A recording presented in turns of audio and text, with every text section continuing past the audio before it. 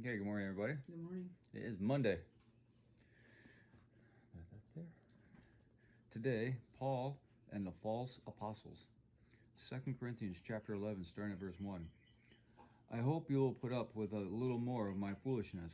Please bear with me, for I am jealous for you with the jealousy of God himself. I promised you as a pure bride to one husband, Christ.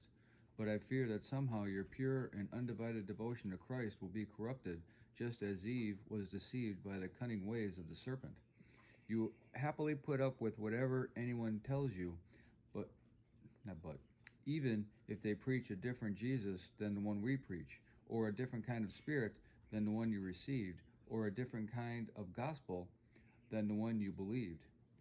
But I don't consider myself inferior in any way to these super apostles who teach such things. I may be unskilled as a speaker, but I am not lacking in knowledge. We have made this clear to you in every possible way. Was I wrong when I humbled myself and honored you by preaching God's good news to you without expecting anything in return? I robbed other churches by accepting their contributions so I could serve you at no cost. And when I was with you and didn't have enough to live on, I did not become a financial burden to anyone, for the brothers who came from Macedonia brought me all that I needed. I have never been a burden to you and never will be. As surely as the truth of Christ is in me, no one in all of Greece will ever stop me from boasting about this. Why? Because I don't love you? God knows that I do. That was part 1. Now the commentary. Paul asked the Corinthian believers to bear with him as he talked more foolishness.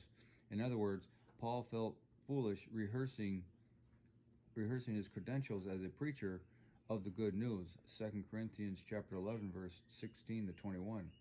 But he thought that he had to do this in order to silence his false teachers, 2 Corinthians chapter 11, verse 13. Paul was anxious that the church's love should be for Christ alone, just as a pure bride saves her love for one man only. By pure bride, he meant one who was unaffected by false doctrine. The Corinthians' pure and simple devotion to Christ was being threatened by false teaching.